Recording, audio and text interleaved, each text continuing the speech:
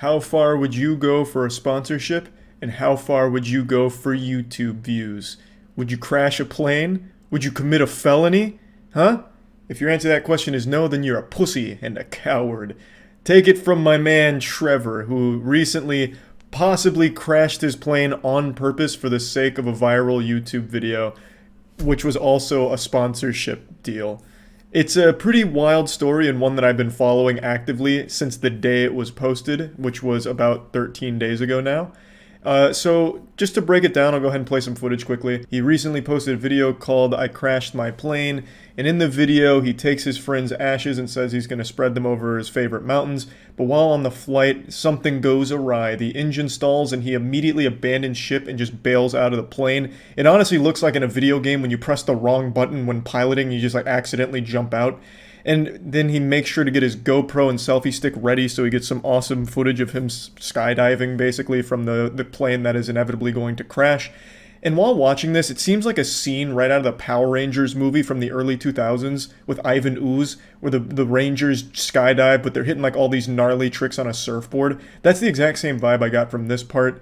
And then he parachutes, he lands, and then he hikes up to the crashed plane to observe the wreckage. And you can see it's completely totaled, it crashed into the side of the mountain, and then he's just kind of talking about it and then hikes back to civilization. Now I watched this on stream last night, that's twitch.tv/moistcritical. I stream every day, come stop by, it's the only stream guaranteed to get you laid. I'll put a link in the description.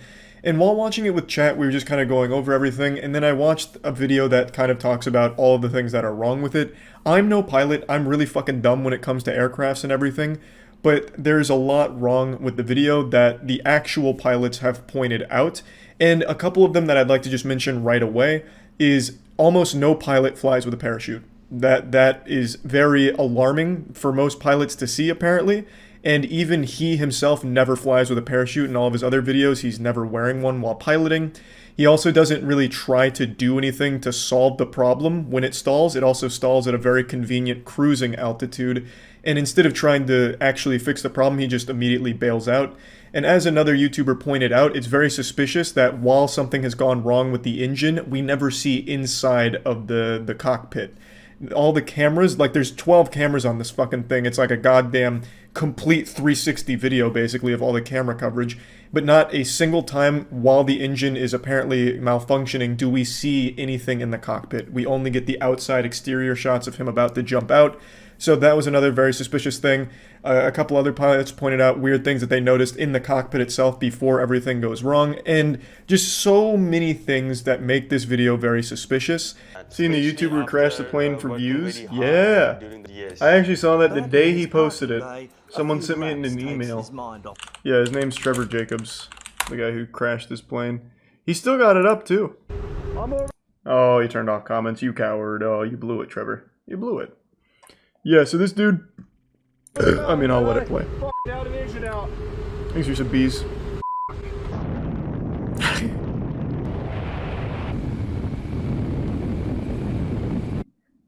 So, to break it down, well, you know, let me just let it play and then we can go over it. I watched this the day it was posted, though. I was on the forefront of this drama. Why, though?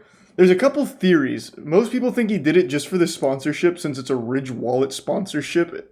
So he wanted it to have good views so that way he'd get other sponsorships from them. Like, oh, look at how well this video performed for us. That's like the leading theory. But then the other theories is just wanting the attention. That insatiable appetite for some updates. What's happening? How's it going? My name's Trevor Jacob. Super grateful he'll be joining us. Says in the video the engine fails. Okay, so I can already see people coming in here like, no, Charlie, this is completely legitimate. So let's go over a couple of things, and I'll play the corresponding clips. So it's around right here, where the engine stalls. Everything's gone wrong. Catastrophes happened. Every pilot's worst nightmare, next to like getting hit by an anti-air missile. And his first instinct is to jump out of the plane. He doesn't try and fix anything. He literally just leaps immediately. Which is quite literally, from what I understand, the last thing anyone should ever do as a pilot. There's a whole checklist of things they do before even considering this. And also, no pilots fly with a parachute normally. And neither does this guy. He only flew with a parachute in this video and this video alone. All the other videos with him piloting a plane, he is not wearing a parachute. I love the way he exits the plane, though. And luckily it stalled at a nice cruising altitude. Dropping tilted towers. Yeah. Another thing a lot of people pointed out is while he's falling, you can see a ton of places that he could have potentially landed this plane. I'm not a pilot, so the reason I never even bothered talking about it is because I don't know fuck all about it. There were people a lot smarter than me that really dissected this and pointed out all of the bullshit. And this is a felony, crashing a plane on purpose. This is a really big deal. So obviously it generated a lot of waves in the actual community of pilots. So again, he never wore a parachute when piloting any of the other planes that he has flown in, yet he claims that he always wears one, which is just a blatant lie. That's why I always freaking fly with a parachute. Which he doesn't. Service. Yep. So this was obviously a big deal. I saw it when it happened. But there are so many things wrong with this. There's almost no realm where this is legitimate. Unless, of course, he quite honestly is the worst pilot to ever live, I suppose. So Trevor's airplane that you normally see him flying in, with no parachute, red and white experimental airplane with the tail number, you can tell like it's very obvious that it's a different plane. Guy jumped out of his airplane like he reached the map limit. You can clearly That's see cute. the registration. We've got Santa Barbara and Santa Ynez. Man, he's so lucky it didn't just miss the mountains and crash into a town. Like, holy fuck. And then it does seem like the numbers have been painted over or obscured in some way, though, because you can never get a clear Why would that help his case, though? See what the numbers actually say. If you can't see the numbers, why is that helpful to him? Because they can't track the flight. Where's your paraglider? But how does that help them if they can't track the flight? Can't they just watch this and pretty much plot the flight like this YouTuber did? I don't see how it's not... I don't see that how it helps them, though. For no room for speculate. Okay. I mean, I guess, yeah. I suppose. It just feels stupid, because if he's going to film this whole thing, he should obviously know that they can find his course. He shows him leaving the airport, and, like, that's probably... If 4chan can find Shia LaBeouf's flag in the middle of fucking nowhere by airplane routes and constellations, I'm sure the FAA could probably figure out where this dumb asshole was going, and what mountains he crashed into, considering there was only 2 possible locations nearby.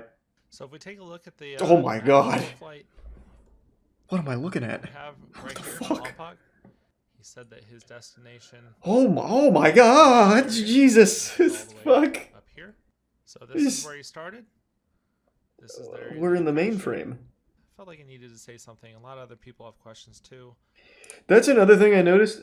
The actual pilot community is, for some reason, like the most respectful and nicest community of all time that I've ever seen on the internet.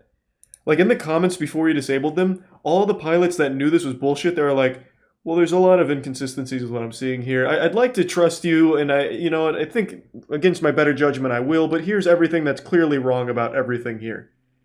And even this guy's video, which is basically an exposed video, amounts to him just saying, like, yeah, we'll give him the benefit of the doubt. It's probably just, about a lot of weird things happening. Yeah, plain people just seem super nice. And this exposed video is so big brain, I couldn't even understand half of the things he used to debunk the bullshit. For me, I knew it was garbage when someone sent it to me, and the first thing the dude did was just bail out of the plane like it was fucking GTA. He tried no troubleshooting at all from a cruising altitude where he had plenty of time to at least try and, like, restart the engine or like, glide it to a landing nearby or anything. He's just like, yep, I'm fucking out. Peace. And then he has also one of the worst actors I've seen in a minute when he's, like, hiking through the place. He's like, freaking, oh my gosh, the freaking universe just saved me. The freaking universe is so good. This is why I always freaking parachute. I wonder if he's actually going to say anything about this at any point. I would imagine probably not, but he's kept the video up, so I wonder what's going to come from it. Again, it's a serious crime, like a very serious crime. Low-key terrorist attack. I mean, it is, yeah, not super wrong. He just bails out of a plane and lets it crash. It could have crashed anywhere. He had no control over where that thing was going to crash, nor who was in the area nearby. And as we just saw in the last video, there's like a whole town that's not far from these mountains. And by not far, I mean they're literally right next to these mountains. Now, I didn't mention this on stream, but it's something I thought of right after ending stream. If this video didn't have the plane crash, then what was the purpose of the video? It's basically just a video of a guy flying his plane and then landing it. I guess the draw of the video could have been spreading his friend's ashes, but that's a very personal thing and not exactly like a viral piece of content. And Trevor's channel is full of nothing but extreme moments. Like all of his piloting ones have like scary stories or taking people up that are very afraid, and it's all very like exciting stuff. Whereas if this video didn't have the plane crash, it's literally just him flying and then landing. And this has a sponsor on it. Sponsors typically want to be on a piece of content they're confident would perform well. A video where Trevor just flies and lands isn't exactly going to be something that really fucking pops off in the algorithm or anything like that. But a plane crash, well, that has the potential to really get wacky, and especially for a sponsorship, it'd be something they'd be confident in doing well. And I'm sure Trevor would have come up with a plan to make the content more exciting, considering all of his other content is, like, over the top. Whereas this one would have just been flying and landing. So it just seems really out of character, and there could be merit to that argument where, because it was a sponsorship, Trevor felt like he needed to do something bigger, so he came up with this plan of crashing the plane. Again, all of this could be completely genuine. Maybe all of this is real, the plane really malfunctioned, there was no saving it, so he bailed out. But with everything pointed out by the actual pilots in the community, as well as everything they were able to uncover, it seems unlikely. It seems more like this was a stunt to generate views and interest in his channel and content, which is pretty fucked up if that is the case. But anyway, I just wanted to talk about this. That's about it. So yeah.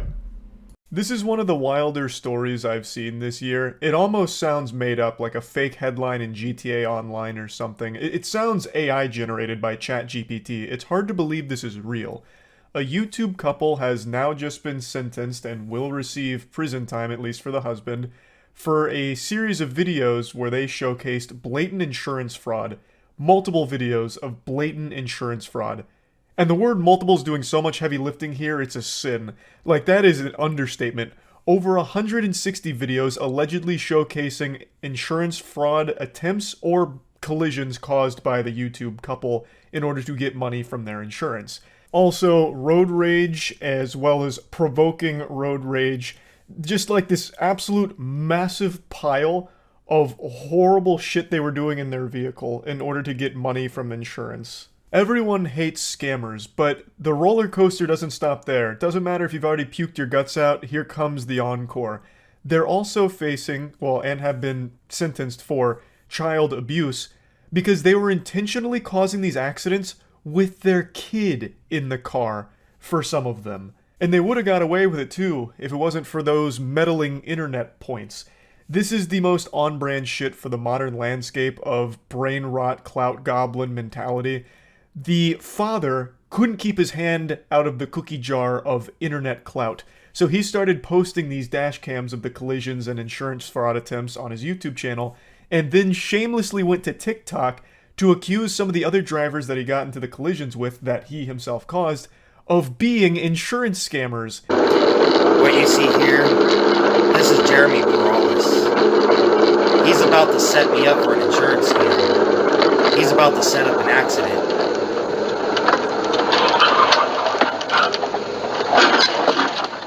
He recognized me from Facebook.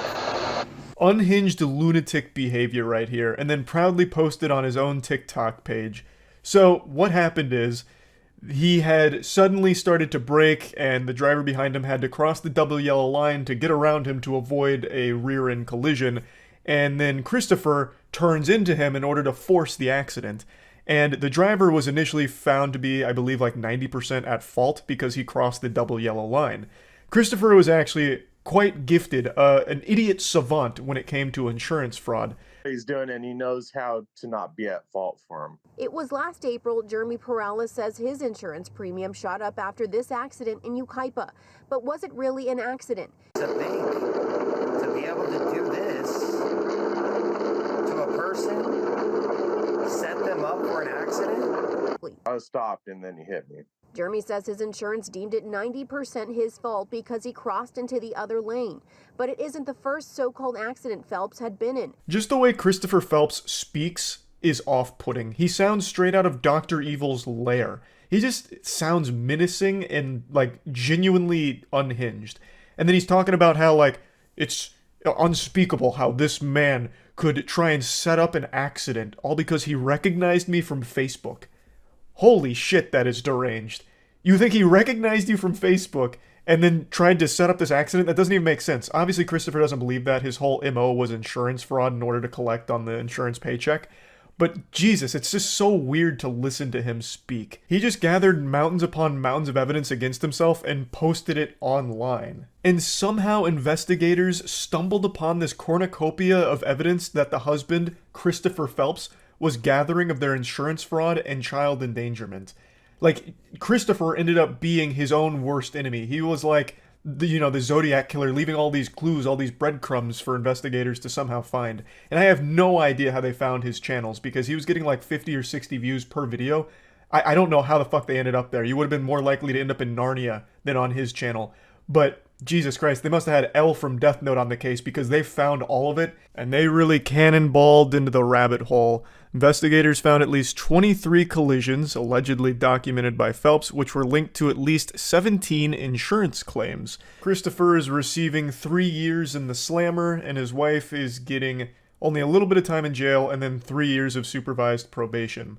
Now, I'd like to show you a couple more videos here from the archive of Christopher Phelps and his insurance fraud journey. I have to mute the first part of the video here because this goober was playing DMCA copyright music. I'll just explain what he's saying. He's saying that the driver that he's pointing to is mad because Christopher passed him. Christopher's got some steam coming out of his ears for this video because he was actually found at fault by the officers on the scene for abruptly stopping, which causes this rear-end collision. But Christopher's arguing that the guy flipped him off, which the guy does admit to, and that because he was mad, when he stopped for a utility vehicle, the guy intentionally rear-ended him. And just to show you that utility truck, here's the guy that hit me right there. That is the utility truck that was turning left onto my street. I was trying to stop for him and give him way to go down this way, and unfortunately, this guy was mad because I passed him. What a bunch of mumbo-jumbo, a load of hooey here. He's claiming that, oh, this is his fault, he was so mad, real mad goofball, and he rear-ended innocent old me who was just stopping for this utility vehicle over here. When the video immediately betrays that, what are you talking about? You stopped abruptly, you brake-checked this man way back where those two trucks were parked, and then your evidence that you were actually stopping for a utility vehicle turning left is like significantly further along than where you actually stopped. Unless you were giving this man like 700 feet worth of turning radius room, that doesn't make any sense at all. That's not what happened. That's a blatant fucking lie. And here's 2 rapid-fire insurance fraud attempts from old Christopher and his wife. I don't know if their kid's in the car for these, but probably is, considering they did that quite a few times. And we're gonna do this. Find out if they're gonna conspire with the sheriff, or if they're gonna cooperate. We'll see. This is the last TikTok video that Christopher posted, him as a warrior about to go to battle for his case, fighting for justice, and signs off with, we're gonna find out if they're gonna conspire with the sheriff or cooperate. That is so fucking weird. Such a weirdo, and such a bad fucking person. Him and his wife. To not only be insurance fraud scammers, but to put your life, the life of the drivers on the road, and the life of your child all on the line for a couple doubloons from insurance is ridiculous. That is so fucked up and disgusting. A scam that endangers your life, the other drivers' lives, and the life of your kid that you're putting in these situations. I think 3 years was way too light of a sentence for this guy, and his wife got off way too fucking easy here. I don't understand how they got such light sentencing for this shit.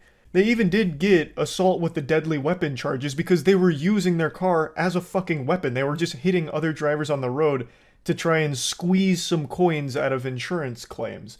They were more than willing to not only endanger themselves, but everyone else, including their kid. Every day was bring your child to work day, basically, so they'd fucking strap their kid into the back seat and just blast into another vehicle to try and file another insurance claim.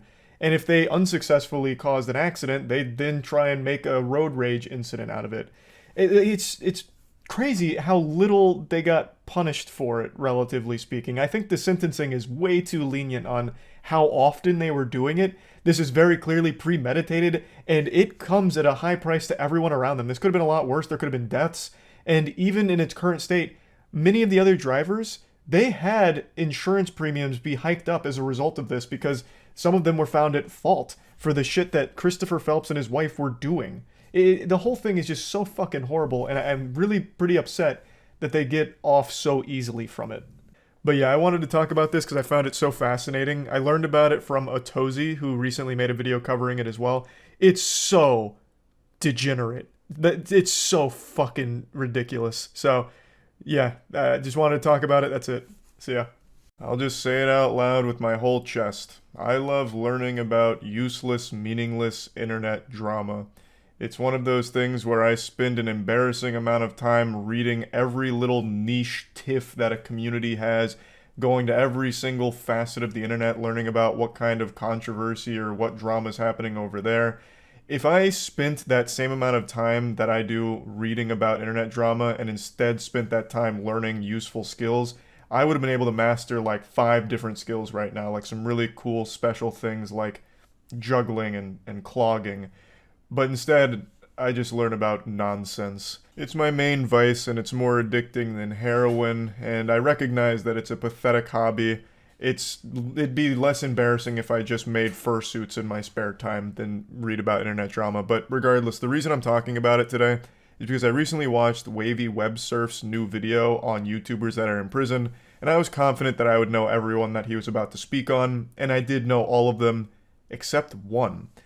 And that surprised me because the one I didn't know is really a fucked up situation that I feel most people probably weren't aware of, because when I look up this person's name, there's only one channel that's ever really talked about them at length, and that was Philip DeFranco. Now, Philip DeFranco talks about something Pay Money Wubby talked about, which was the really weird fetish of breastfeeding videos on YouTube, where it clearly wasn't educational and they weren't breastfeeding their kids for the sake of like getting them nutrients, you know, like the actual biological function of breastfeeding. They were filming this because it was fetish content to some really sick weirdos that were watching it. So he was focusing on the entire depraved community and only briefly mentioned the person we're about to talk about, Lee Felton. Lee Felton was once a piano teacher, but after her husband left her and her child, she then got desperate for money and started posting breastfeeding videos on YouTube that were clearly meant to be sexual.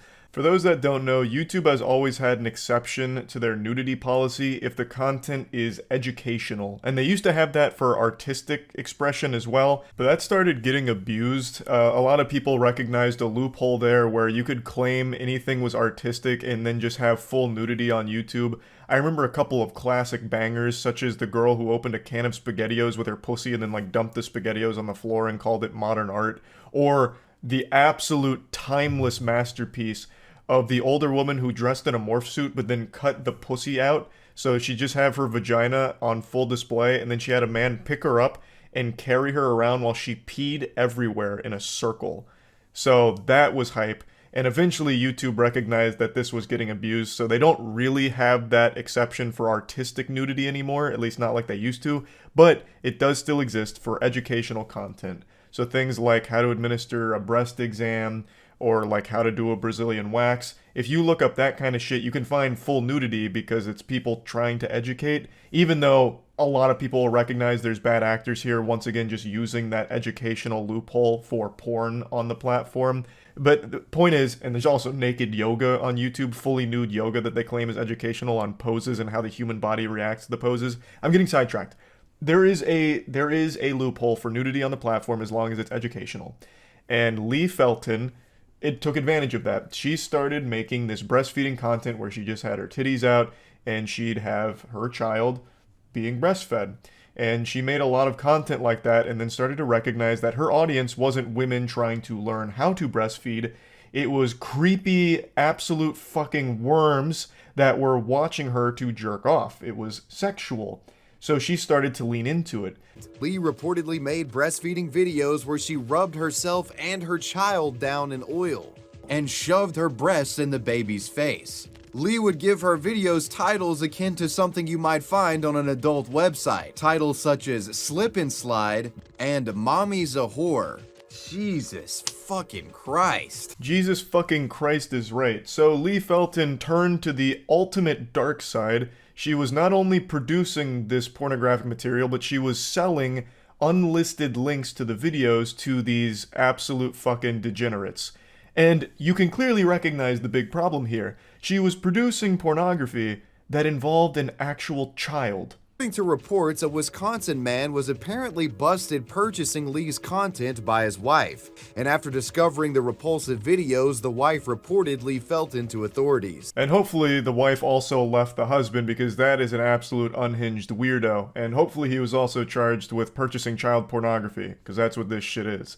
You have porn that involves a child. It's child pornography. And initially she was facing an absolute grocery list here of charges: 34 counts of capital sexual battery, plus other charges of promoting a sexual performance by a child, possession of child pornography, and lewd and lascivious molestation, crimes that could have carried a life sentence, but she was only found guilty on one of the charges, which carried a 10-year sentence. Now, let's go over a little bit more of what Wavy Web Surf points out, which is how she defended these actions in the case. During her trial, she would describe her videos as a, quote, silly little playful thing, and that she doesn't believe it's criminal. A silly little playful thing, huh?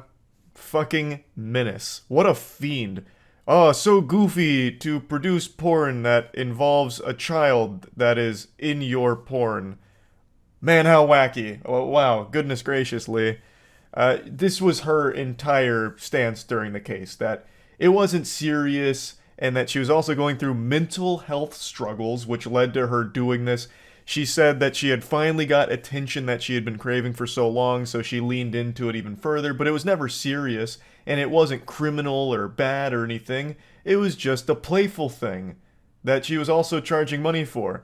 That was clearly sexually charged, because a lot of the titles like Mommy's a Whore and Good Little Boy were being sold as the unlisted videos, but for some reason she still tried to play it off like, oh, it's just so silly, that's all, you guys are overreacting. That was her absolute lobotomized take during all of it. And her lawyers were just as smooth-brained. They tried to argue that everything she did was protected by free speech. I'm not even fucking kidding, I'm not making that up. They made this a free speech argument, that she should be able, and it's not criminal, for her to breastfeed her child in these sexually charged fetish videos because it's a free speech expression. Lee Felton's defense attempted to argue that her breastfeeding videos fell under free speech protection, but nobody was buying this defense. A Tallahassee sheriff's lieutenant puts it best. Quote, "The video was clearly not done for the purpose of education or artistic display. Based on the content and the fact that it's being sold by Felton, it is clear this video is for sexual purposes." Fucking obviously. This is not a free speech issue. I love free speech. I hate censorship. You know what this isn't? Free speech. And it's not censorship. You can't just use this as a catch-all term or defense like, what do you mean I can't dismember my neighbor when I'm upset? What about free speech, huh? Do we not live in a free country? I can't go over there and just fucking decapitate him? Come on. Are you serious? I don't want to live in a society where Lee Felton can't produce sexual breastfeeding videos for people to enjoy. Oh my goodness, what happened to free speech? It's fucking lunacy. It's absolute craziness that that's what they tried. But what's even more insulting is that it must have worked to some degree, because her charges, all 34 of them, she was found not guilty on, except for one. But that charge carried a 10-year sentence, so she is still spending a significant time behind bars, but not as long as she should, I would argue. She of course lost custody of her child, but I really don't understand why they reduced the sentence so much. There was overwhelming evidence against her with tons of videos as well as tons of receipts of the videos being sold to like 40 or 50 different clients allegedly. Like that, I still feel like 10 years was a pretty light sentence for all of this, with all of that considered, but whatever. Anyway, just wanted to talk about this because I found this to be a pretty interesting story that I'd never heard of before, so huge hats off to Wavy Web Surf for finding this and talking about it, because this was a really interesting and really fucked up one. That's about it. So yeah. If someone told me I could get 100,000 views on my YouTube video and it would only cost me 7 years of my life spent in prison eating gruel off of the floor, I'd say sign me the fuck up, baby. What a deal. Prison is temporary. Clout is forever. And so is a criminal record, I suppose, but it doesn't matter because internet updates are all that really matter these days. This dream came true for a YouTube couple named Saucy and Honey. They were recently arrested and charged with third-degree criminal trespassing and conspiracy and could face up to 7 years in the slammer, all for those sweet, juicy YouTube views. They pulled off the most epic prank this world's ever seen, and the history books will remember them for it. They'll be talked about like Jesus Christ was in the Bible, the saviors of high-quality YouTube content. They did a 24 hours in Target challenge, or prank. You know that trend that every 16-year-old was doing on YouTube back in 2017? Yeah, they did that like 4 days ago. I don't know why they chose this prank. It died like 5 years ago. They're very tardy to the party, but they seem to desperately try and suckle any amount of dust they can out of the dry titties of this garbage-ass trend from a time long since forgotten. And they're paying the price for it. They got fucked in the ass. But you can't help but feel bad for them because they clearly have a disease. It's called terminal clout hunger. And unfortunately, it's a plague. And it's been spreading for quite some time on the internet now. Okay, what's up, Fascination Empire? And your girl, Honey. Okay, you guys, sorry we're rushing through this intro, but it's 9:37 at... Oh. Okay, you guys, sorry we're rushing through this intro. It is 9:37. It is 9:37 at night. Honestly, they should have slapped on an additional criminal charge for how dog shit their videos are. I swear to God, it's gotta be a human rights violation to have an intro this annoying. All of their videos start like this. It is painful. Sticking my head in a fucking dump truck while it's compacting garbage would be less miserable. A YouTube couple is in hot water over this video, in which they claim to have spent the night in a Pennsylvania Target. You guys, do not attempt what we attempt at home. We are entertainers. Listen here, goofballs. Don't try what we're about to do at home, you dumb assholes. We're professional entertainers willing to risk life and limb for your entertainment. Immediately gets arrested, faces 7 years in jail for this shit. I don't know what she was thinking. This isn't exactly like a defense, right? It's still a crime no matter what. Just because you consider yourself an entertainer doesn't mean that you're all of a sudden immune to repercussions of a crime. This is like if a birthday party clown robbed a bank and when they caught him red-handed, he just honked his nose. Honk. Oh god, he's an entertainer. Never mind, guys. It's all good now. We made a mistake here. I don't understand why more people don't know this, but I'll go ahead and peel back the curtain. Most of those YouTube pranksters are fake. In fact, I'd say 95%. So all of the ones that did the overnight challenges, they cleared it with their local store in order to ensure that they were allowed to do it. And they didn't actually even spend 24 hours in the facilities they said they did. They just stay for long enough to get footage and then leave. But all of it was cleared beforehand with the franchise owner. Surveillance video from inside the store shows them wandering around various sections while recording video of themselves. While LaRose and Fisher told viewers that they spent the night in Target, police say they left through an emergency exit around 3 a.m. and tripped the alarm. But the couple returned to the store when it opened to the public to resume recording their video. What? They lied? They didn't actually spend 24 hours in the Target? What the fuck? That's gotta be the worst offense of all. You know, I could excuse the criminal trespassing and all that. I could even excuse the abominable intro to their videos, but the fact that you're gonna come in here and tell me you spent 24 hours in Target when you only spent, like, what, 2.5? Oh my god. I spit on that absolute garbage. They could have at least had the courtesy to spend the whole night there. Because at that point, now not only do you go down looking like a stupid asshole, but now you go down as a stupid lying asshole as well. And their audience of, like, I don't know, lobotomized 12-year-olds or whatever's watching it, they now know that they can't trust anything they do going forward. So even if they somehow do escape the prison time, which I imagine they will, I don't think they're actually going to spend 7 years in jail, they've lost the trust of their audience now. The couple was released on a $25,000 unsecured bond, and they're due back in court March 24th. Fisher told a reporter outside of court that she has no regrets, that they were living their life and having fun. But the couple said they would not be doing another stunt like this again. For Inside Edition Digital, I'm Mara Montalbano. I can't imagine that statement's going to help them very much in the court proceedings. Yeah, I have no regrets about committing the crime. Surely that won't come back to haunt them. But yeah, anyway, just thought the story was kind of wild and another prime example of the attention-seeking disease a lot of people are afflicted with. That's about it. So yeah. How far would you go for TikTok views? Would you sell your soul? Slap your mother? Slap my mother? You better not. I'd come over there and bite your dick off. But what about going to jail for 3 years? Does that sound reasonable for TikTok views in exchange for that prison sentence? How bad do you want it? What's your limit? Would you throw away 3 years of your life just for a few TikTok likes? If your answer to that question is no, you're a pussy, you're a coward, and you will never make it as a viral TikTok superstar sensation like this guy and his friends. I'm kind of underselling the story. Not only did the main guy in this video get 3 years, but his 2 friends that helped him make it got 2 years in prison. So check this out.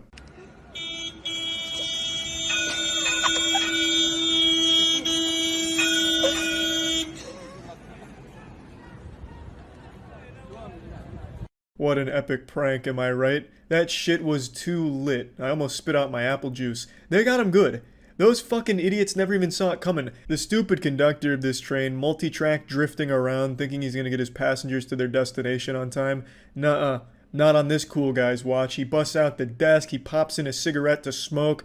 I mean, he's probably the coolest fucking guy I've ever seen in my life. He's got the desk out so that way he can have optimal angles to look at the Tinder profile pics of girls that don't meet his standards. He's definitely a kissless virgin by choice because no girl is worthy of his perfect lips because he's just the ultimate Adonis. So he's decided, let's smoke it up a little bit. The train, it doesn't matter. So he stops it. He says, hey, public transportation can suck on my fucking asshole. And that's exactly what they do. And now he'll be sucking on some buttholes in prison. This happened in Morocco. He was originally facing 5 to 10 years in jail, but that sentence was lightened to 3 years, and his 2 friends that helped him film this have 2 years in jail now. And I gotta say, it was worth it. This is the coolest video I've ever seen in my life. I'm sure all the other inmates are going to be blown away by this dude's TikTok clout. They won't be able to get enough of his stories about this video going viral. Oh man, they're going to love that. Now obviously the main douchebag here is extremely pathetic, but I think the saddest people in this video are the one filming and the one that give him the coffee cup. These 2 goofy goobers got 2 years in jail and got none of the internet points for it. They didn't even have their names associated with this. They were faceless nobodies who got roped into this guy's awful, dumb fucking TikTok video and are now going to jail for 2 years for it, with none of the minor celebrity status attached to it. They got nothing. They're going to jail because they couldn't tell their friend that the idea was fucking stupid. These 2 guys are absolutely your classic yes men, too afraid to say no to anything and then let you make the worst fucking decisions. You don't want friends like this that always say yes. But these guys go the extra mile and not only say yes, but encourage the awful decision and actively participate in it. Just out of pure desperation for just the tiniest bit of internet clout. They just want to latch on to the nipples of the pseudo-internet celebrity and get breastfed a little bit. Just suckle on the titties and just a little bit of internet clout, which they didn't get. But they did get a nice prison sentence for it. Now, not to sound like your grandpa complaining about loud music, but TikTok is truly poisoning the minds of some young people. Like, this shit is crazy. Everyone thinks they're the protagonist of their own anime. Everyone has this main character energy about them where they are the center of the universe. And this is just a perfect example of it. I couldn't be happier that this douchebag and his friends are actually going to prison for this. They're just attention-seeking public nuisances, an actual hemorrhoid to society. Not to go full Joker on you. But yeah, TikTok is absolutely poisoning some people on there. It's taking us backwards down the evolutionary ladder. 100 years from now, I'll probably have to rediscover fire and relearn basic language, because all humans will know is stupid fucking TikTok dances and shit like that. But maybe it's bigger than that. Maybe TikTok is like this intergalactic plague. It's the reason we haven't been visited by aliens. It truly is like the great filter. So when a civilization becomes technologically advanced enough to reach like tier 1 or tier 2, all roads lead to TikTok, so then they create TikTok, which bumps their civilization back down to the fucking Stone Ages, so they can never visit us or expand past their planet, you know what I mean? It's like the Flood from Halo, this parasite that feeds off us and keeps us stupid.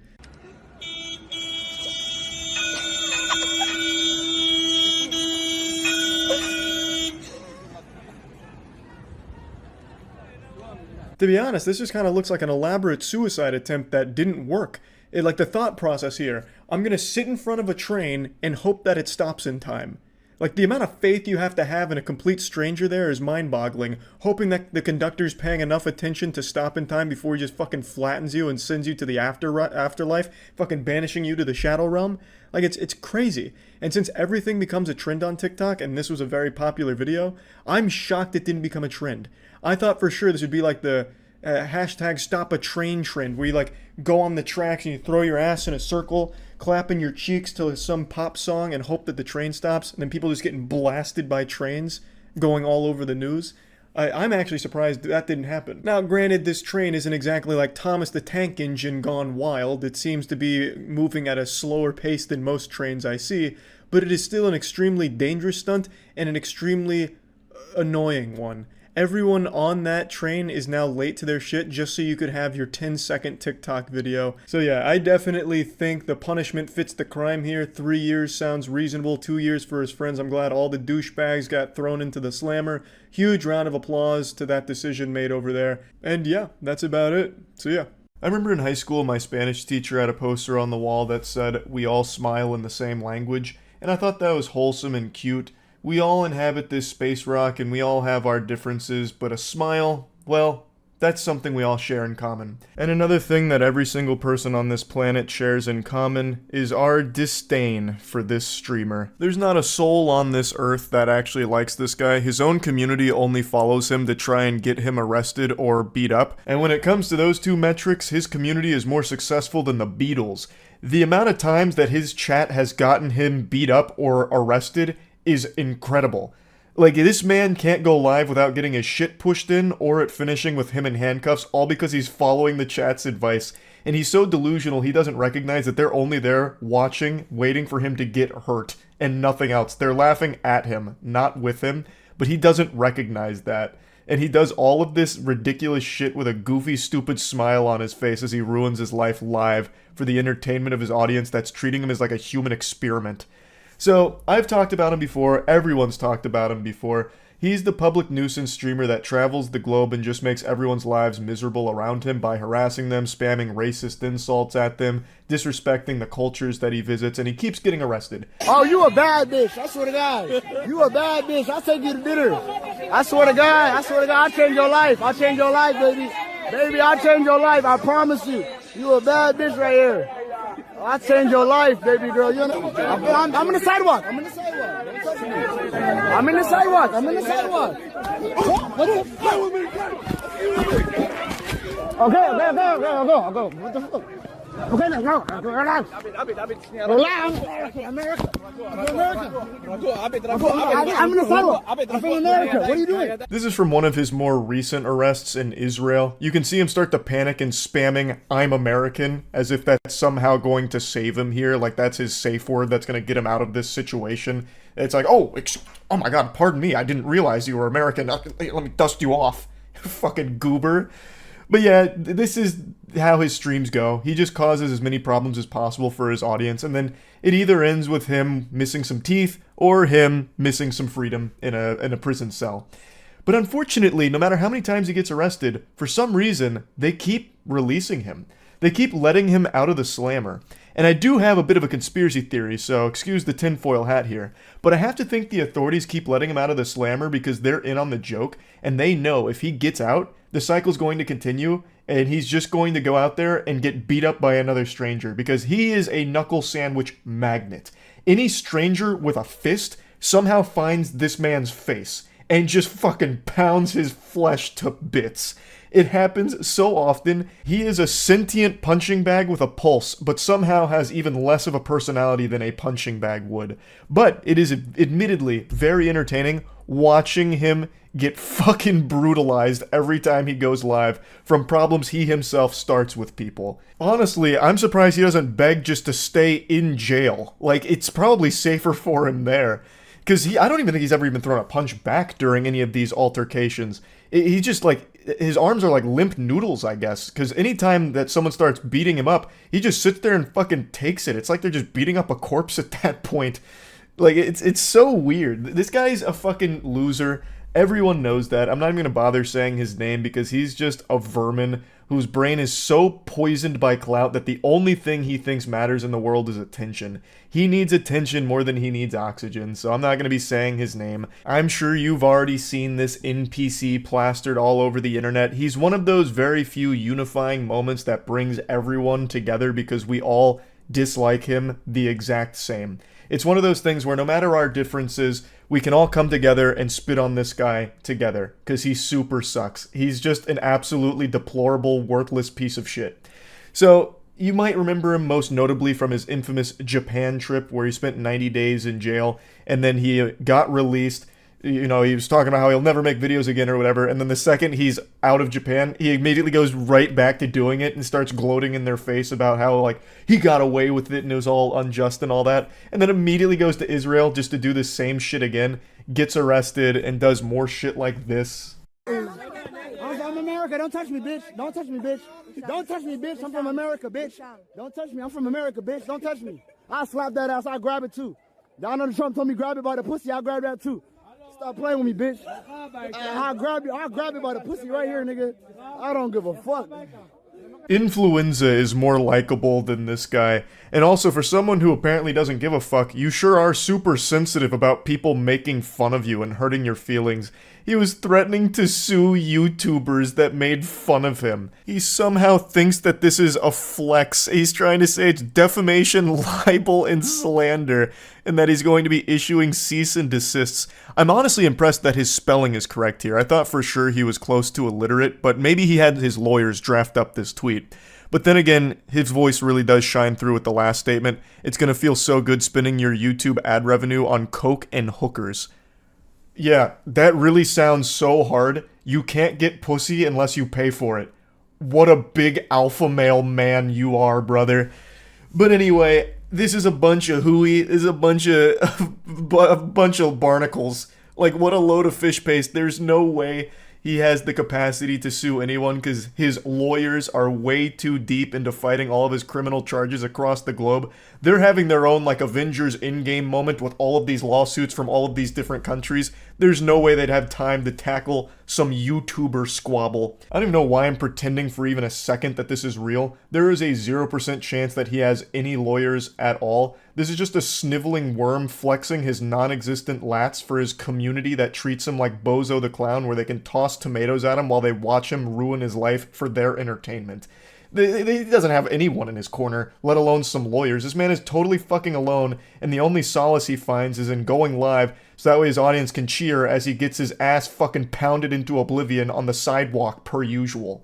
What a miserable existence that is. I don't even know why he's even trying to put on this facade that he has lawyers or any ability to have a lawsuit against somebody. I guess if there was to be a deeper message of this video besides just making fun of this pathetic person, it would be that I really hope at some point he does get thrown in jail for an extremely long period of time. He breaks so many laws and broadcasts it proudly online and makes a mockery out of all of the legal systems that he's taking advantage of here because he keeps getting released.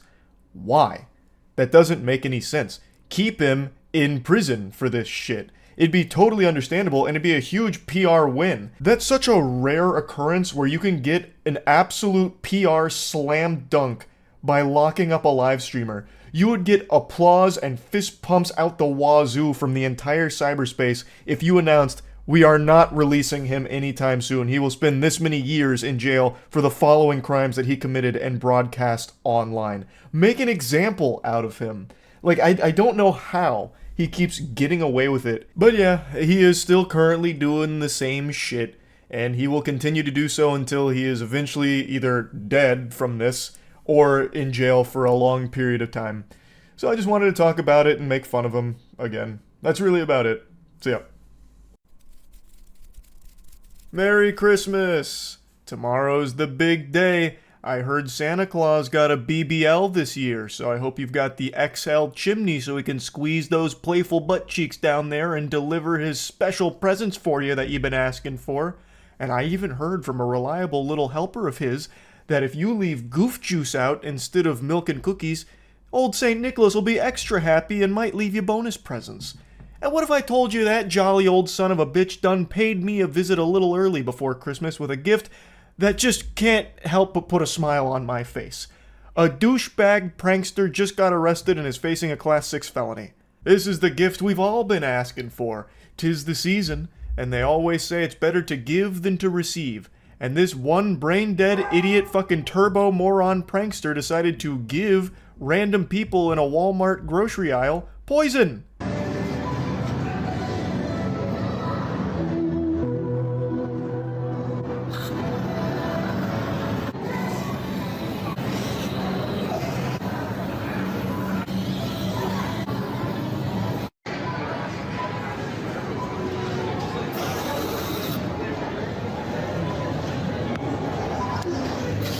Yes, spraying food with bug spray. This guy's good. He's got talent. I'm sure I don't need to educate you that bug spray isn't a safe thing to be consuming. It's literally poison. You could get very ill if you had consumed any of the food that he had sprayed with this. I don't know how someone gets this stupid. I actually don't know how that's possible. You could be chewing on raw plutonium and I don't think it could rot your brain as much as clout does. Like, this guy, his whole Instagram page is nothing but like committing crimes for some internet updoots. I'll go over some of his other recent stinkers here in just a moment, but I have to focus on this for a little bit here because this is unbelievable. It seems like he got inspiration from the Tylenol murderer. You remember the Tylenol murders? Well, I'm guessing this degenerate must have viewed that guy as a prankster. I'm sure all of you know the Tylenol murders, but just in case, I'll drop a quick lore recap on it.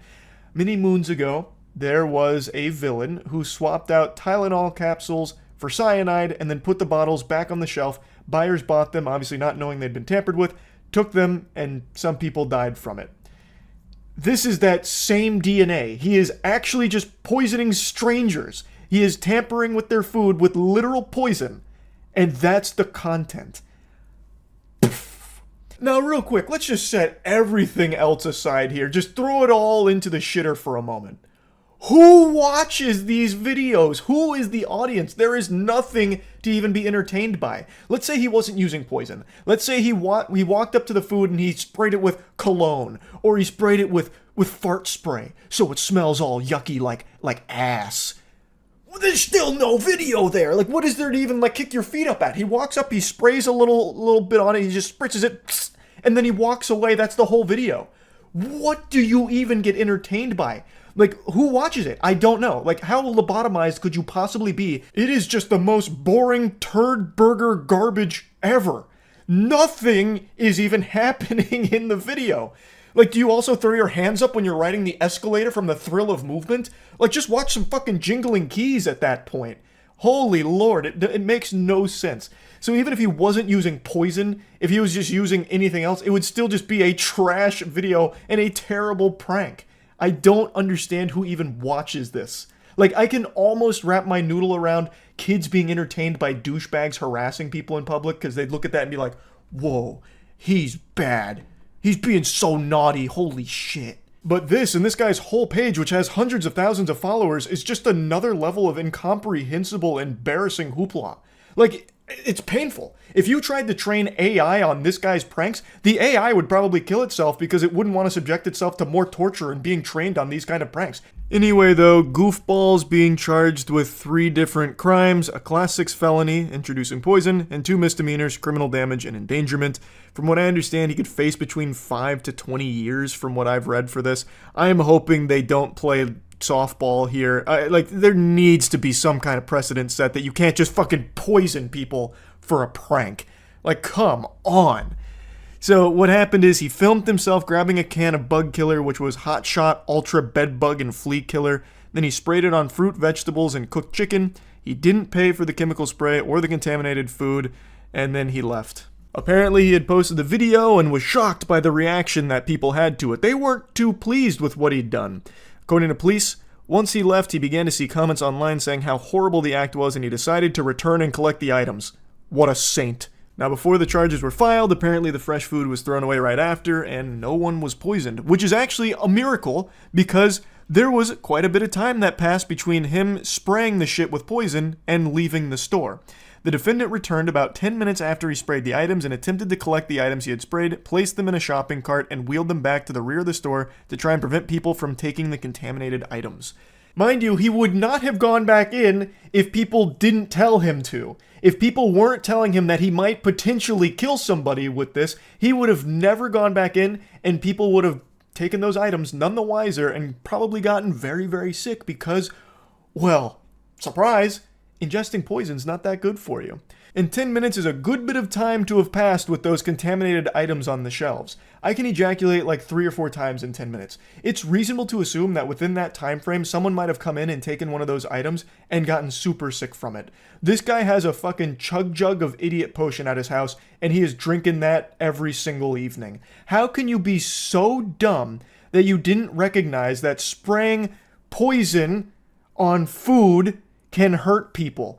And how could you have possibly thought even your dumbest members of your audience would think that that was a good prank?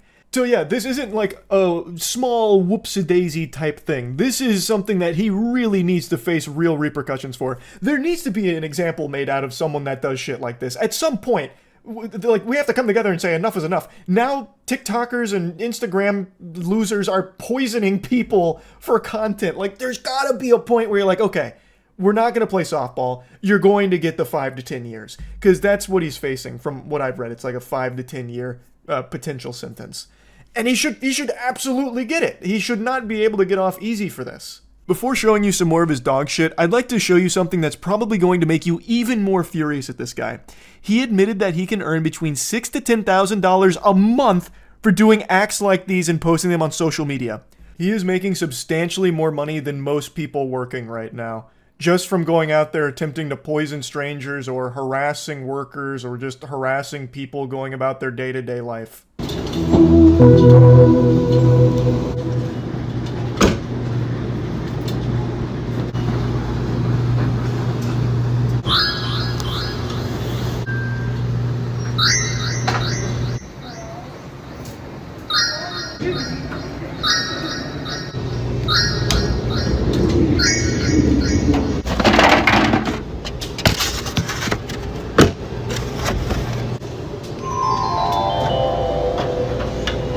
I only learned about this douchebag from him being arrested, but even still, I actually gave him the benefit of the doubt on a few of these that they might be fake.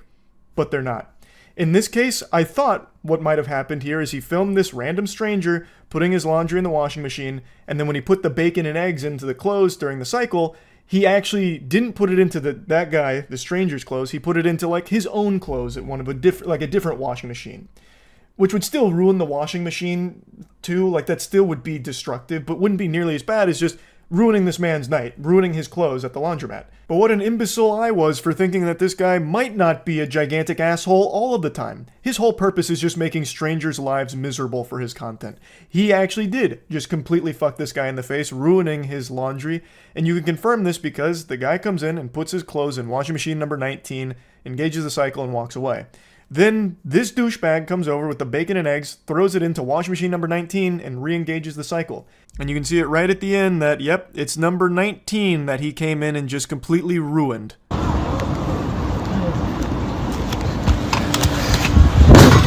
This is one of his shorter ones where he nearly performs a halo assassination here on this worker that's cleaning off a bench. So he jumps on him from the top turnbuckle here while he is cleaning and could have easily have broken this guy's arm. He was cleaning the table and then jumps on the area where he is still actively cleaning. If he had stretched his hand out even an inch further, he would have had his hand broken, finger broken, or arm broken.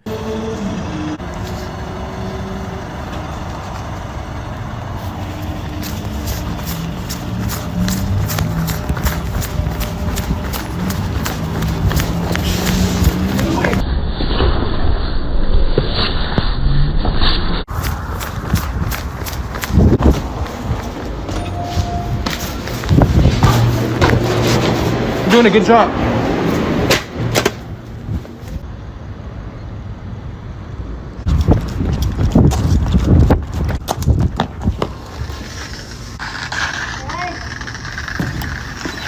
This is his bread and butter content. This is his favorite thing in the world. He loves fucking with fast food workers. He doesn't even treat them like human beings. He treats them as less than NPCs.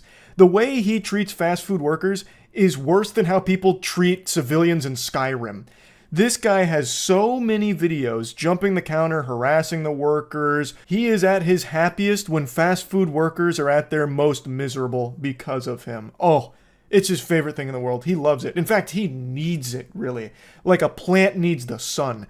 He photosynthesizes fast food workers' agony into his dopamine. He has so many videos being a complete insufferable asshole to fast food workers. Tacos at the egg roll. Hey.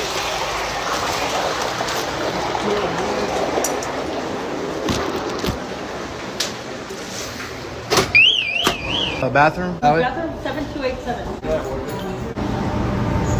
What can I get for you? On a burrito? I got you.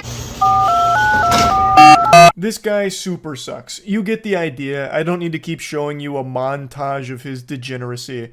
I'm just hoping, with fingers crossed, he gets the book thrown at him, because he should.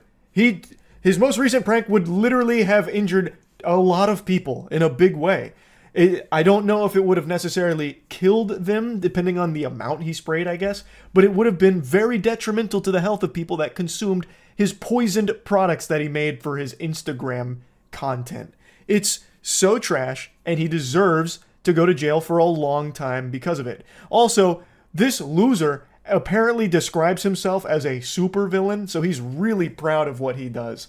Could there be anything more corny than to call yourself a supervillain? What a loser! What an absolute fucking dweeb! So yeah, I really wanted to talk about this a little bit. That's about it. So yeah. Today's been a big day for Kick Degeneracy. They broadcast 2 crimes live in the span of 12 hours. That's a new record, baby. Give it up for Kick. Huge round of applause. They're really busting new ground here. Usually it's only 1 crime per day. That's the quota, but they said, you know, hold my Johnson. We can do better. July 4th's right around the corner. Let's celebrate the only way we know how.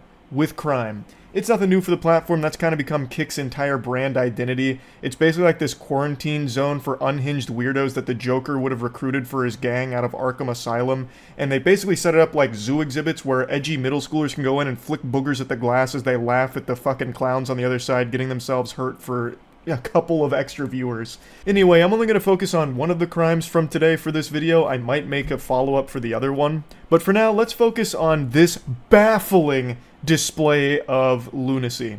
So, a Kick streamer harassed this couple in public. The couple then started arguing with this loser, who got so butthurt that this couple dared argue with him and touch his phone as he put it in their face, jamming it down their throat like he's giving them a fucking endoscopy, that he, in response to their argument and touching his phone, pulls out a gun and starts threatening to murder them. He says multiple times that he's willing to blow them away. He's ready to kill these two in cold blood because his feelings got hurt that they insulted him after he started shit with them. You pussy. I love the POV from Nampa Stream Prime. It shows the real you. You gotta appreciate your height, your balding, and your few palm art. Who's gonna sock who's gonna sock him in the face? What are you doing? You better let go of his shit. But do you want to suck your face? Turbo Douchebag has his chat on screen, and I had to censor it because they just keep saying some awful shit and putting links to things that I have no idea what they are, but I'm not taking any chances with it. They just keep calling this woman a whore. So he went up to her, he started insulting them, and then the chat was like, "Whore! What a whore! Look at her! There's a whore around! Hey, anyone else just sneeze? It's because we're allergic to whores!" That's like his whole chat. Great community he's fostered here, and that sounds about par for the course for this kind of content. If you can even call it content, all it is this guy trying to turn himself into a human punching bag, but he's so fucking sensitive he can't even play that role well, he can't even be the heel. So the second someone challenges him, like here with the woman, like insulting him and then like slapping his phone, he snaps and brings out a gun. Oh yeah, I got burnt, bitch. Shoot her. Shoot her. Yeah, she's in there grabbing my phone. Oh, you want problems? You want problems too? You want problem? You want problem? You just grabbed my phone. You just grabbed my phone. You don't touch my shit. Don't touch my shit. Don't touch my shit. Don't grab my shit. I'll promise you I'll shoot the shit. Let it go. Don't touch my shit. Bro's got the Glock set to Wumbo here. The size of this fucking piece is actually pretty crazy. Maybe it's just like the angle of the camera here, but that shit looks like a Roblox gun. What an incredibly stupid thing to bring a gun out for, especially considering he started this. I don't know how he would never expect someone to slap his phone when he's actually putting it directly in their face. He is basically the one that's instigating a physical confrontation, not only by being an insufferable douchebag that's harassing random people, but he is getting as close to their face as he possibly can, like trying to put their skin under a microscope. Like, I have no doubt if you looked at his footage, it'd probably look like Ant-Man when he was shrinking to get to the quantum realm. Like, he is so close to them. And the natural human instinct in a situation like that is to swat that garbage away. Like, I don't know how he wouldn't expect that. I promise you. Why would you grab the shit on my phone? You don't understand what trouble you're getting yourself into. What trouble? Let go of my shit. I promise you I'll blow you away. I promise you I'll blow you away. We're gonna leave. I promise you. You about to get blasted. Alright. What? Leave, doll boss beaner. She touched us first. She touched us first. He even goes as far as to say that she touched us first, as if he had nothing to do with how this whole thing started. It's her fault. She's crazy. Someone help. Crazy lady, she hit my phone, so I'm going to kill her, and it's justified. I feel threatened. She hit my phone, so I'm gonna start shooting. All right, it is 100% his fault, and he is 100% a bitch for this. To pull out a gun on two people that you've just harassed and are now willing to kill because they dared argue with you and touch your phone that you were shoving in their face, you are such a piece of shit.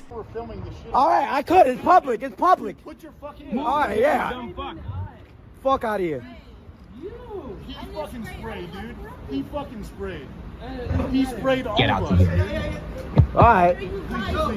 Fuck out of here. I'm a fucking... You stupid.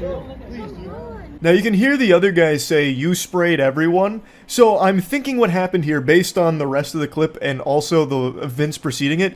One of the people on this goober squad, the fucking goof troop here, actually maced the couple. The Charmin Ultrasoft squad not only brought out a gun, but then also maced the couple because they dared argue back after being harassed by this loser, and then slap his phone. That is craziness. To me, this seems like these streamers are using this content as a convenient excuse to try and get a rise out of people and then assault them. So they bring mace, they bring a gun. I bet they also have fucking taser too, maybe brass knuckles. Like, what else did they bring here? A fucking golf club to go Last of Us 2 on someone? It really feels like they just want to hurt people and they're using these pranks as a vessel to maybe have some way of doing it and trying to argue that it was self-defense. Like, oh, they just reacted really bad to our prank, so we had to shoot them, or we had to mace them. It's unhinged. It's absolute insanity. No, you guys He sprayed us. face is burning. Dude, my fucking eyes are I don't know burning. what you guys are doing. Come on, let's go. Fuck out of here. Like, what is that extra? Dude, bro, Put the away. All way. Hey, listen. Hey, yo. Just right now. You said your bitch started shit. I don't record, you dumbass. just go. If you don't The delusion with the statement this guy just said was like hearing the brown note. I almost shit my pants. It is so unbelievably, unfathomably delusional. My body just had like an actual reaction to hearing it. He said that they started it, the couple, and that he's recording it, dumbass. Brother, This is incriminating for you guys. You have recorded your own crimes here. You're doing the police's job for them. This is not going to make that couple look bad or look in the wrong. It's you guys. You don't talk to me. You got problems too. You want problems? For what? I need. What's up? You want problems? Yell blasters. I'll blow you away. Really? Really? Okay. All right. I got it. I don't want to fight you. Just go. Why don't you want to fight me? Because you guys are fucking degenerates. I'm not. Bro, I will literally just fuck you up. I really got the cayenne pepper. You guys can. You guys use pepper spray. Your boyfriend's a bitch. Your boyfriend's a bitch. Says the guy that just pepper sprayed them. He panicked because they dared insult him and argue back, so he went into his fucking toy box to pull out every little gadget and gizmo and doohickey he could find. A gun, pepper spray, it's crazy. They got crazy as fuck for no reason, LMAO. Bro, why she grabbed this shit? She got me pissed. Yeah, me too. That was how I took her hostage and fuck her in front of him. You need water? Act like nothing's wrong.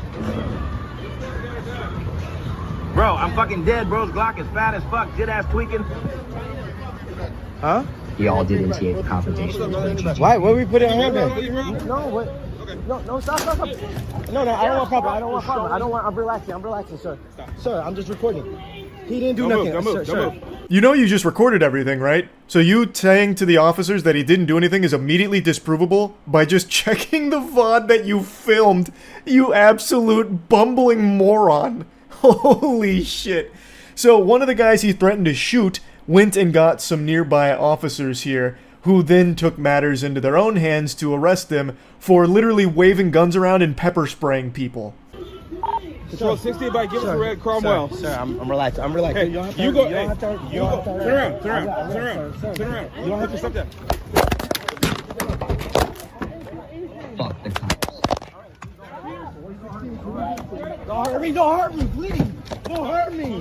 On your stomach now. On your stomach. I am. On your stomach now. This is such a fitting conclusion here. He starts whining and screaming, "Don't hurt me," after he just pepper sprayed and threatened to shoot an innocent couple over an altercation he started for his dog shit stream. You couldn't write a more fitting, poetic ending to this stream, and it happened so quick after the event. I mean, that's absolute cinema. Don't reach. I'm not on your stomach, bro. Come on, sir. Relax. Put your hands back. Put your hands back. I didn't do anything. Sir, Fuck all these cops. You're not fucking listening. I am, sir. I'm sorry.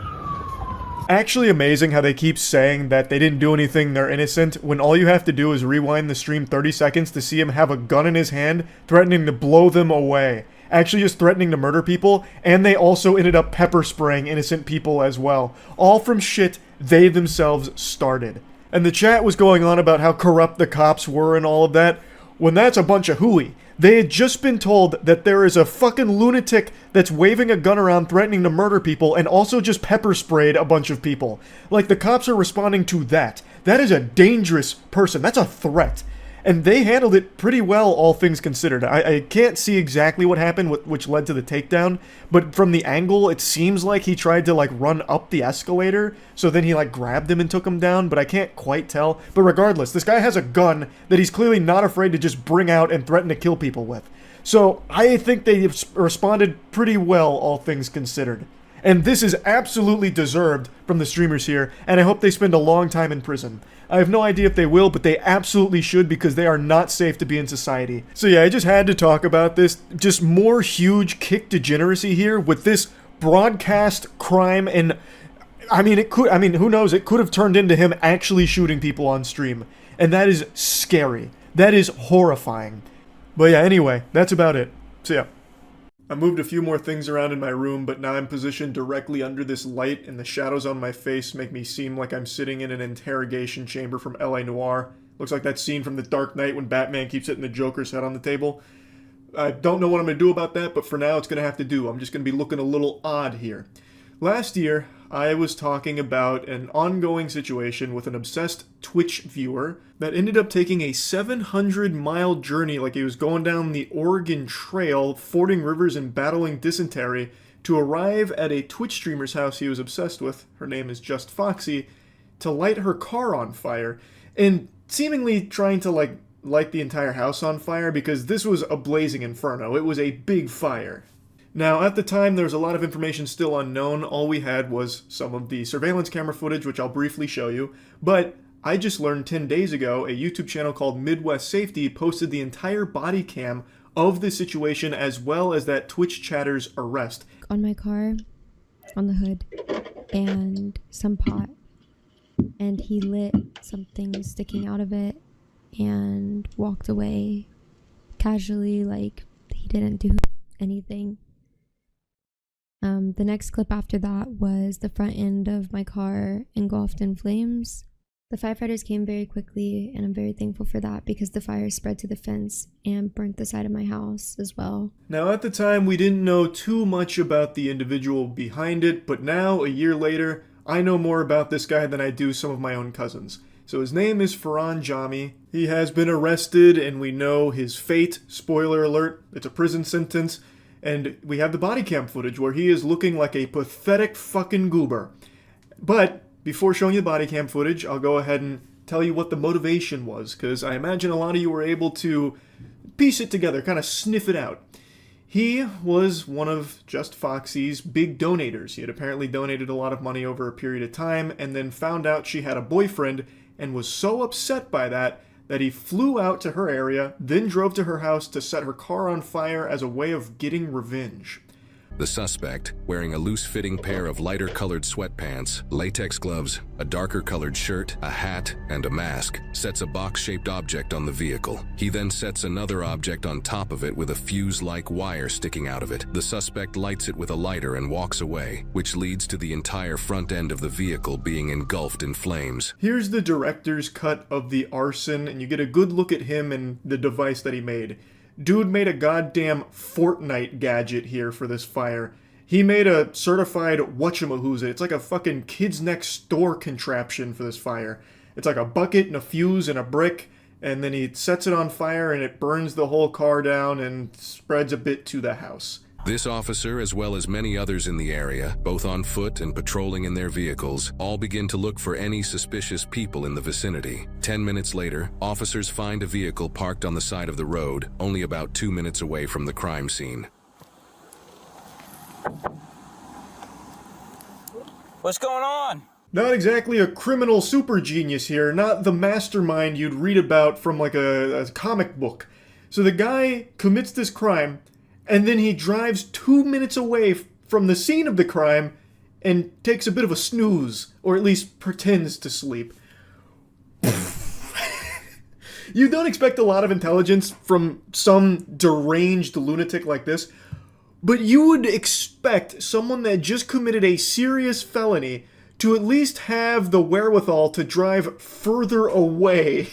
But instead, he just stays at the scene of the crime, basically, and just tries to catch some Z's. Maybe he was just so satisfied with himself that he just needed to pass out for some wet dreams. Like, I don't know what the thought process could have possibly been, but that's him. He was parked just 2 minutes away from this place in the same neighborhood. Hey, what's going on?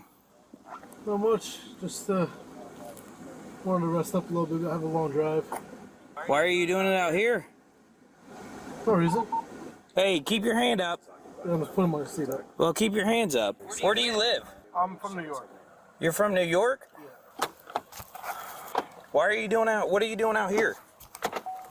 Just came to visit a friend, really. Where's the friend live? Down in Cincinnati, but he's working, like, doing some construction over here. This guy's a smooth talker. He's got the silver tongue here. He's weaving some very intricate lies. I'm here visiting a friend. That's really kind of the best he's got for that. So why are you sleeping in a random neighborhood if you're here to visit a friend? It's just so good that he happens to be a fucking giant turbo idiot. Because he gets caught immediately. Thank heavens. He didn't get away with this crime at all. And this whole scenario with him only gets even more ridiculous. He is so fucking stupid, it is shocking. So why did you decide to just pull off in a neighborhood to sleep? I'm so confused. Because I drove 40 miles here, and I literally came like an hour ago, and I was like shot, and so I just needed to knock out. So you just pull off into a random neighborhood? Yeah, I mean, it was right off of the street, whatever it is. I really didn't know where to go. And I'm sorry if like they called the cops or something, because they probably thought I was, I don't know, doing something weird here. But I swear, like, I'm not doing anything crazy out of left field or anything like that. You mind if we search the car? No, please, go for it. He might actually be the worst liar ever. Playing Among Us with this guy must have been just the freest dubs of all time. He cannot spin a coherent story even slightly, and everything he says gets proven wrong within 10 minutes. It's the quickest speed run I've seen for someone's lies getting debunked in a body cam. The reason why I ask is because there was somebody who set a car on fire. Who set a car on fire? Yes. Like, what do you mean? Like, how do you set a car on fire? They set the car on fire. Like they lit the gas tank? Mm-hmm. That's crazy. Oh, jeez. Wow. Jiminy Christmas. What do you mean they set a car on fire? How do you even do that? Is that even possible? Can cars even be on fire? Like what did he do? Like set the gas on fire? The gas tank? Oh, goodness gracious. Ooh, wow, that's not good. Like, what, you telling me, like, maybe put, like, a box on the hood with a bucket on top and a fuse and then lit that on fire, which burned the whole car down? The car happened to belong to a Twitch streamer or something? Like something like that? That's crazy shit. Whew. Some people, am I right, officer? We gotta be careful. There's psychos out there. Fist bump. Like, this is not even a human way of reacting to something. He is an actual NPC. He's trying so hard to be, like, surprised by it that it gets into, like, fucking Neil Breen level acting. Like, this right here is something you'd see from Tommy Wiseau's The Room. Oh, geez, how's your sex life? It's so odd, and I feel like the officer immediately knew right then and there, like, yeah, this is the guy. Who would possibly respond to this information like that? I came because I landed at CVG, and I drove. It's like 40 miles, and I was already shot from the freaking flight. So where does your friend live? Somewhere like down there, but he works up here. But no, like something like that. I honestly just made the first right off that road. Made the first right because I was like, yo, I need a place to just knock out for 30 minutes, and it ended up being a few hours. But yeah, I wasn't trying to hurt anybody here. This officer has now sent a picture from the surveillance footage that shows the suspect, so he can compare it to this man they're investigating. Yeah.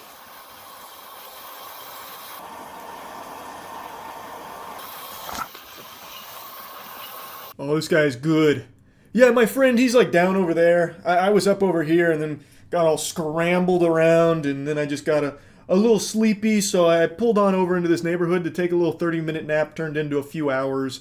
Oh, also, this guy, Goofball, he openly just said multiple times the officers can search his car if they'd like. So obviously they were going to, and they found some pretty incriminating stuff.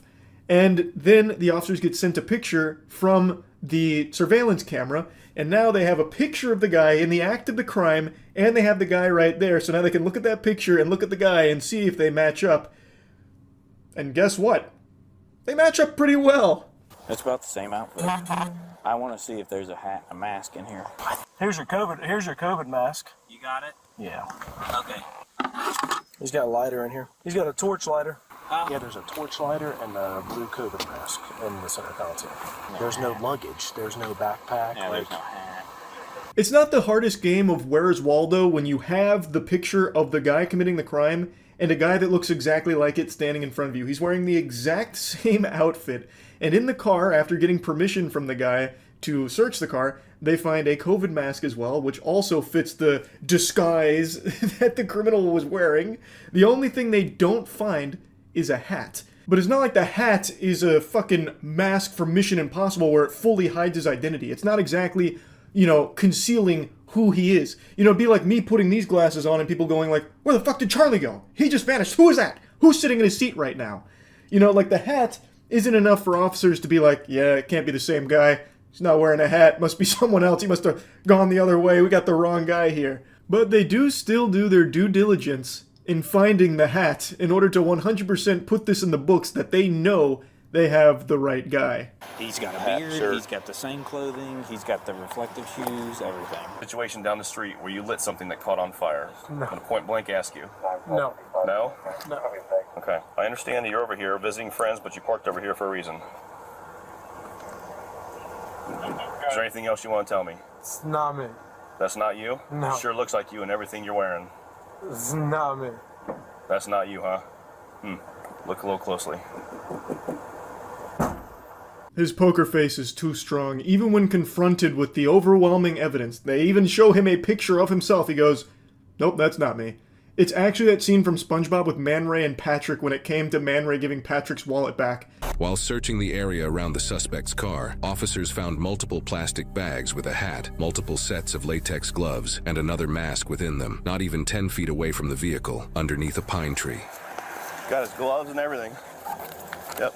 Holy shit, how did they even find that? It was so well hidden. It was like finding the One Piece.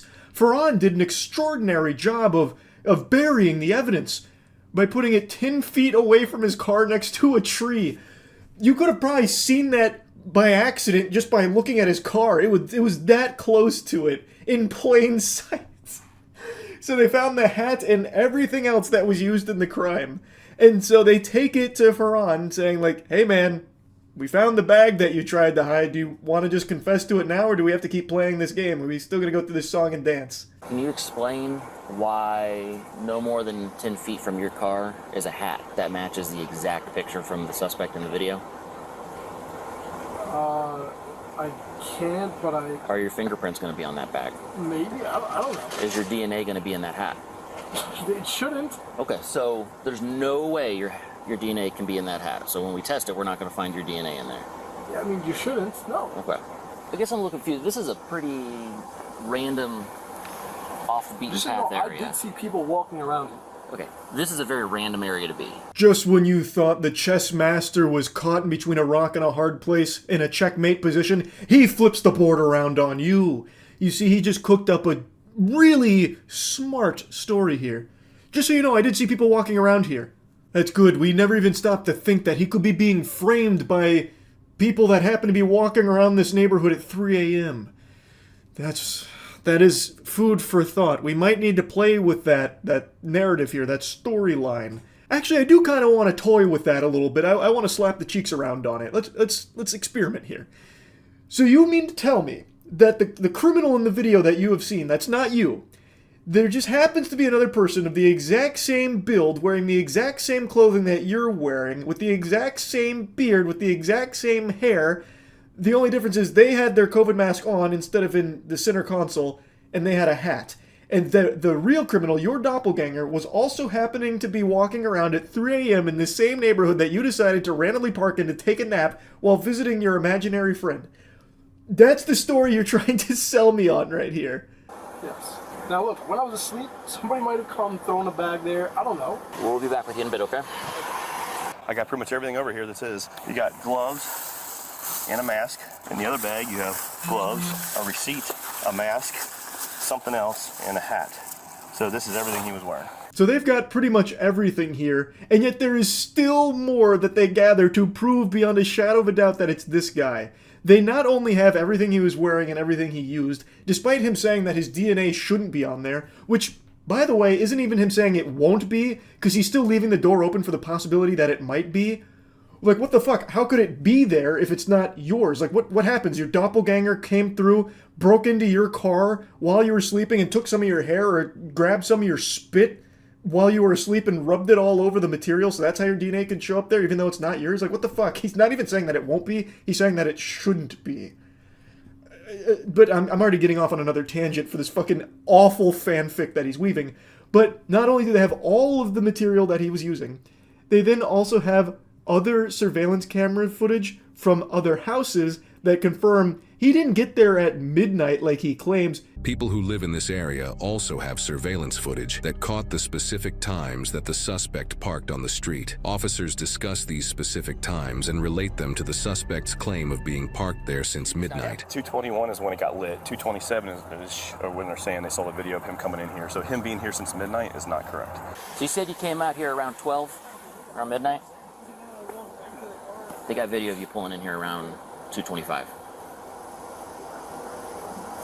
You've been lying to us from the start, man. So we're taking you back to the PD. I know the evidence is overwhelming, but I'm not the guy that did this. I don't know what to tell you. I'm just not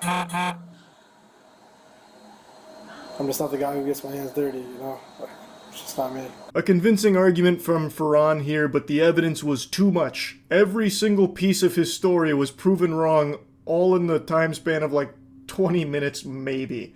They not only got the accurate time for when he really did pull up, which was minutes after setting the car ablaze, but they also found all of the pieces of clothing and items used in the crime as well, and a picture of him at the crime. So, I think they've got the right guy, I'm pretty confident to say, and he was sentenced to 46 months in prison for this crime. So yeah, just wanted to give you a follow-up to all of it. That's about it. See ya.